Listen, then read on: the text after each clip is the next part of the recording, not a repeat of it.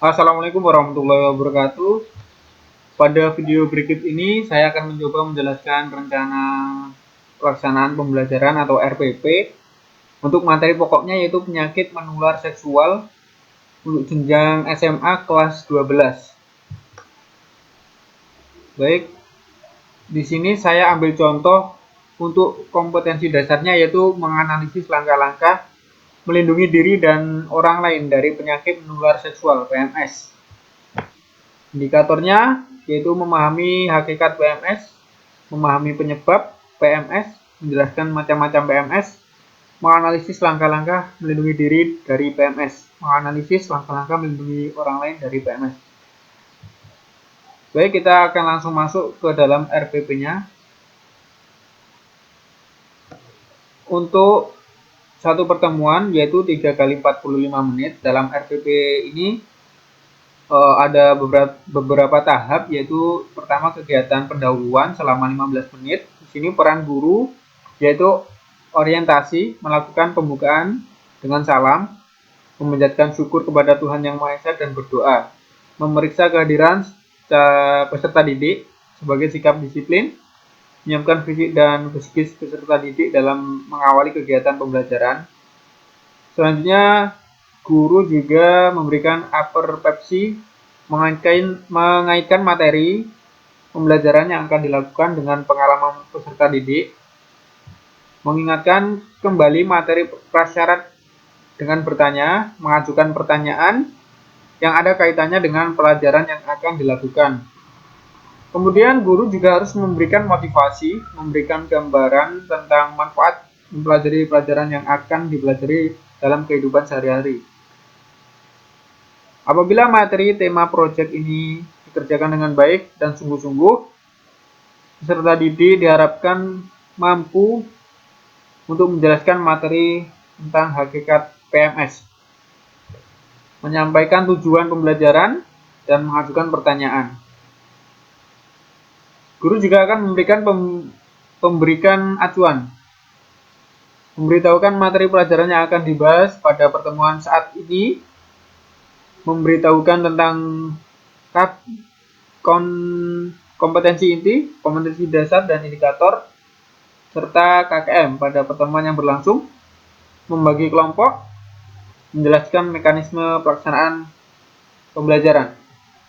Yang kedua akan masuk ke kegiatan inti yaitu alokasi waktu 105 menit dengan kegiatan awal yaitu pemberian rangsangan, simulation atau stimulasi, yaitu kegiatan literasi. Peserta didik diberi motivasi atau rangsangan untuk memusatkan perhatian pada topik materi hakikat PMS dengan cara melihat, menayangkan gambar foto yang relevan, mengamati gambar kerja materi hakikat PMS, memberikan contoh materi hakikat PMS untuk dapat dikembangkan peserta didik dari media interaktif dan sebagainya. Membaca kegiatan literasi ini dilakukan di rumah dan di sekolah dengan membaca materi dan buku paket atau buku-buku penunjang lain dari internet atau materi yang berhubungan dengan hakikat PMS. Kemudian peserta didik diminta untuk juga menulis atau meresum dari hasil pengamatan dan bacaan terkait hakikat PMS. Peserta didik juga harus mendengar pemberian materi hakikat PMS oleh guru. Juga menyimak penjelasan dari guru pengantar kegiatan secara garis besar global tentang materi pelajaran mengenai materi hakikat PMS untuk melatih rasa syukur, kesungguhan, dan kedisiplinan ketelitian mencari informasi. Untuk kegiatan selanjutnya yaitu pertanyaan atau identifikasi masalah dengan konsep critical thinking, berpikir kritik. Guru memberikan kesempatan pada peserta didik untuk mengidentifikasi sebanyak mungkin pertanyaan yang berkaitan dengan gambar yang disajikan dan akan dijawab melalui kegiatan belajar. Contohnya, mengajukan pertanyaan tentang materi hakikat PMS yang tidak dipahami dari apa yang diamati atau pertanyaan untuk mendapatkan informasi tambahan tentang apa yang diamati, mulai dari pertanyaan faktual sampai ke pertanyaan bersifat hipotetik. Kemudian, yaitu Data collection atau pengumpulan data dengan konsep kegiatan literasi. Peserta didik mengumpulkan informasi yang relevan untuk menjawab pertanyaan yang telah diidentifikasi melalui kegiatan. Mengamati objek kejadian, membaca sumber lain selain buku teks, aktivitas, praktek secara langsung, atau mengamati aktivitas seseorang, wawancara, tanya jawab dengan narasumber. Juga dengan konsep collaboration atau kerjasama. Di sini peserta didik dibentuk dalam beberapa kelompok untuk mendiskusikan, bersama-sama membahas contoh dalam buku paket mengenai hakikat PMS, kemudian mengumpulkan informasi, mencatat semua informasi tentang materi hakikat PMS yang telah diperoleh pada buku catatan. Kemudian akan dilanjutkan presentasi ulang. Peserta didik mengkomunikasikan secara lisan atau menyampaikan kembali materi dengan rasa percaya diri hakikat PMS sesuai dengan pemahamannya. Kemudian saling bertukar informasi tentang materi hakikat PMS dengan ditanggapi oleh peserta didik dari kelompok lain sehingga diperoleh sebuah pengetahuan baru yang dapat dijadikan sebagai bahan diskusi kelompok kemudian dengan menggunakan metode ilmiah yang terdapat pada buku pegangan peserta didik. Selanjutnya, data akan diolah atau data processing dengan konsep collaboration, kerjasama, dan juga critical thinking, berpikir kritik. Di sini peserta didik dalam kelompoknya diminta untuk berdiskusi mengolah data hasil pengamatan dengan cara berdiskusi tentang data dari materi hakikat PMS, kemudian mengelola informasi dari materi hakikat PMS yang sudah dikumpulkan dari hasil kegiatan atau pertemuan sebelumnya, serta peserta didik juga mengerjakan beberapa soal mengenai materi hakikat PMS.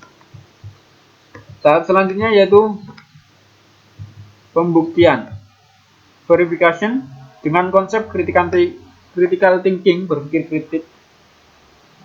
Peserta didik berdiskusi mengenai hasil pengamatannya dan memverifikasi hasil pengamatannya dengan data-data atau teori pada buku sumber melalui kegiatan, menambah keluasan dan kedalaman sampai kepada pengelolaan informasi yang bersifat mencari solusi dan berbagai sumber yang memiliki pendapat yang berbeda sampai kepada yang bertentangan dengan mengembangkan sikap jujur, teliti, disiplin, atau taat aturan, kerja keras, kemampuan menerapkan prosedur, dan kemampuan berpikir induktif dan deduktif dalam pembuktian tentang materi hakikat PMS.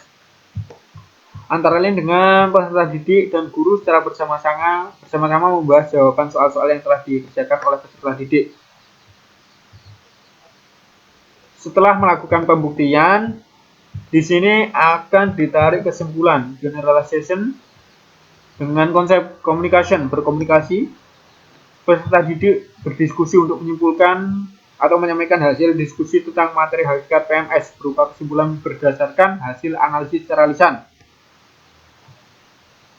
Kemudian mempresentasikan hasil diskusi kelompok secara klasikal dengan materi hakikat PMS, mengumpulkan atau mengemukakan pendapat atau presentasi yang dilakukan dengan materi hakikat PMS dan ditanggapi oleh kelompok yang mempresentasikan.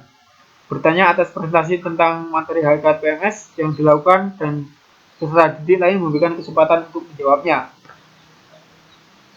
Kemudian dengan konsep creativity atau kreativitas, peserta didik diminta untuk menyimpulkan tentang poin-poin penting yang muncul dalam kegiatan pembelajaran yang baru dilakukan, berupa laporan hasil pengamatan secara tertulis tentang materi hakikat PMS, menjawab pertanyaan tentang materi hakikat PMS, bertanya tentang hal yang belum dipahami, atau guru melemparkan beberapa pertanyaan, menyelesaikan uji kompetensi untuk materi hakikat PMS.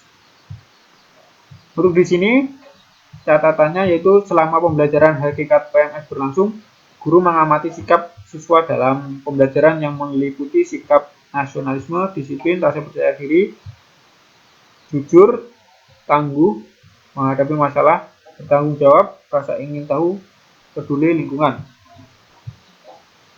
Selanjutnya, yaitu tahap penutup dengan alokasi waktu 15 menit. Tugas peserta didik yaitu membuat resume dengan bimbingan guru tentang poin-poin penting yang muncul dalam kegiatan pembelajaran tentang hakikat PMS. Mengagendakan pekerjaan rumah untuk materi pelajaran hakikat PMS, mengagendakan materi atau tugas proyek produk portofolio unjuk kerja yang harus dipelajari pada pertemuan berikutnya.